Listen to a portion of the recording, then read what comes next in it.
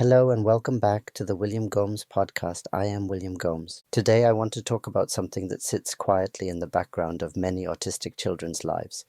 It is often unseen, often misunderstood, and yet it shapes almost everything a child does in school, at home, and in the wider world.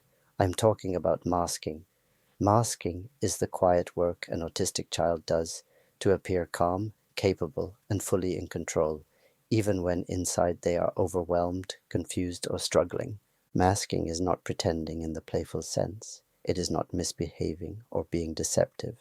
Masking is a survival strategy. It is an instinctive way of trying to blend in so the child will not be judged, singled out, or made to feel that their needs are inconvenient. It is something that begins very early in life and becomes so automatic that many children cannot even explain they are doing it. They simply learn that it feels safer to hide their reactions than to show them. To understand masking, imagine walking through the world while carrying a heavy backpack that no one else can see. People look at you and think you're moving freely. They assume the weight on your shoulders is the same as theirs. So when you fall behind or stumble, they think you chose to slow down. They do not realize it is the backpack dragging you down. They do not see the strain. Masking is that invisible weight. It is the constant effort of keeping up appearances, even when the child is struggling inside. Many autistic children mask in the places where they feel the least safe. School is the biggest example. A child may sit quietly in the classroom, holding still even when their body is desperate for movement. They may force themselves to make eye contact even though it feels intensely uncomfortable. They may push through lessons despite the buzzing lights, the smells, the noise, and the emotional energy around them. They follow rules closely because breaking them feels dangerous. They copy what others do because they know it helps them blend in. They laugh when others laugh, smile when they are overwhelmed, and stay silent when they do not understand. On the outside, they look fine. They look like they are coping. Teachers may say they appear settled or calm, but masking is not calmness. It is effort. It is hard work. It is the child holding themselves together so tightly that there is no space left to process how they truly feel. Often, parents see a completely different child at home. A child who collapses into tears the moment the front door closes. A child who becomes irritable, withdrawn, or exhausted. A child who may struggle to eat, sleep, or tolerate small discomforts. This is not the child misbehaving at home. This is the weight of masking finally falling away. Home becomes the only place where they feel safe enough to unmask. And when a child has been carrying that weight for hours, the release can look messy, emotional, or chaotic. It is not defiance, it is recovery. Masking also has a deep emotional cost. When a child suppresses their natural reactions for long periods, they begin to lose touch with what feels authentic to them. They may not know what they enjoy, what they find difficult, or what they need. Their sense of identity becomes blurred because much of their day is spent trying to be the version of themselves that others expect. Over time, this can lead to exhaustion, anxiety, and a gradual loss of confidence. It can also contribute to autistic burnout, the crisis point I spoke about in the previous episode. One of the most painful parts of masking is that the better a child becomes at doing it, the less support they receive. Adults often assume that if a child can mask, they must be fine.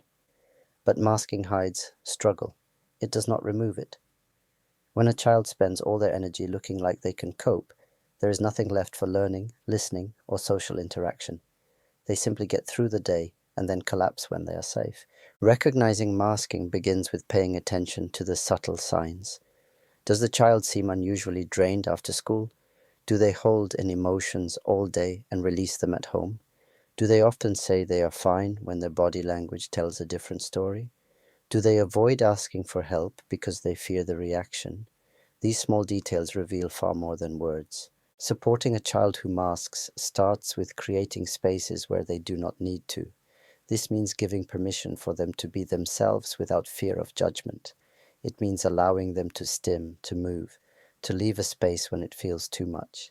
It means removing pressure to perform socially.